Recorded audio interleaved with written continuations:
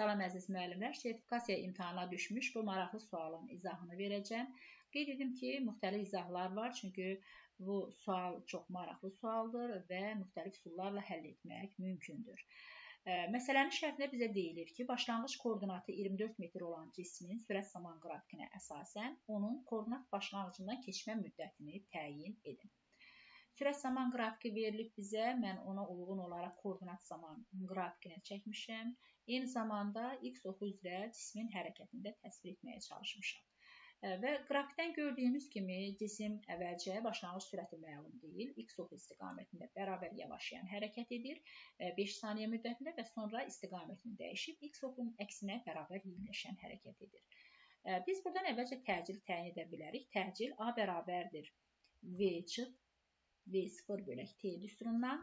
Biz burada başlanğıc sürəti 0-a bərabər edəcəyik, çünki 5 saniyədə cisim istiqamətini dəyişmişdir və bunu başlanğıc sürət kimi qəbul edirik.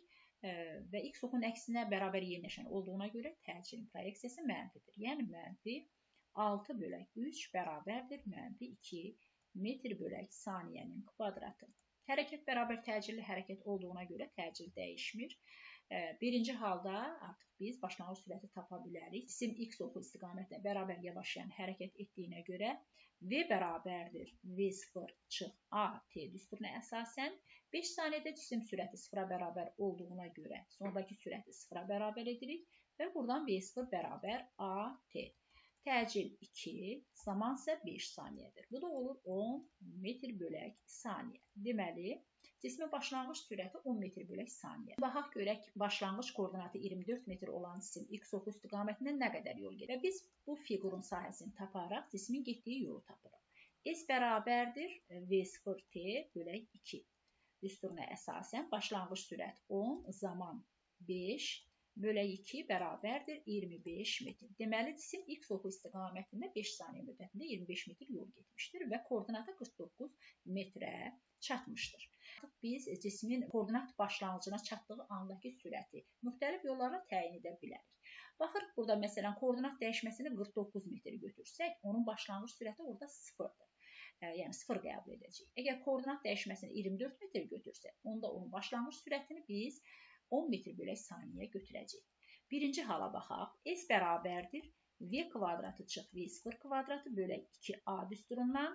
Biz əgər koordinat dəyişməsini yuxarıda gördüyünüz kimi 49 metr qəbul etsək, yəni x çıx x0 bərabər 49, burada gördüyünüz kimi x oxunun əksinə hərəkət edirdisə, biz V0-ı 0-a bərabər edəcəyik. Buradan da alırıq ki, V bərabərdir kök altda 2AS.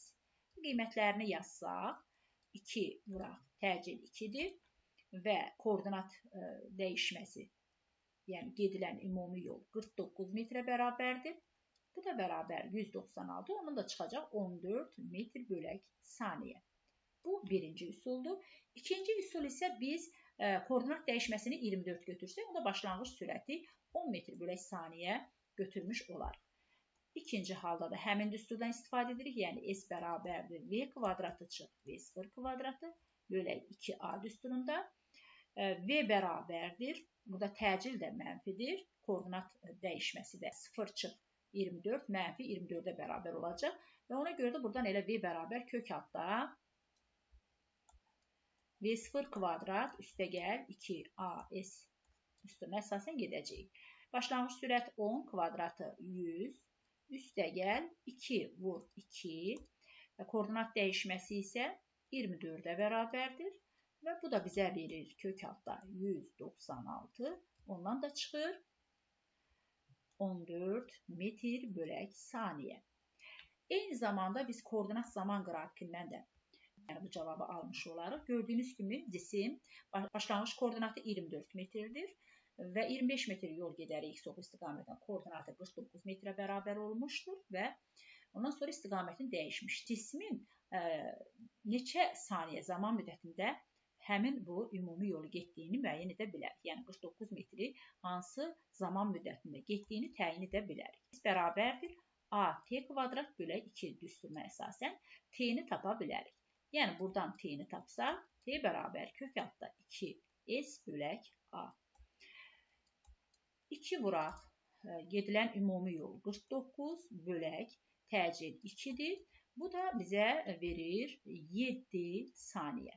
Yəni bu cisim 7 saniyə x oxun əksinə bərabər yerləşən hərəkət edərək gəlib koordinat başlanğıcına çatmışdır.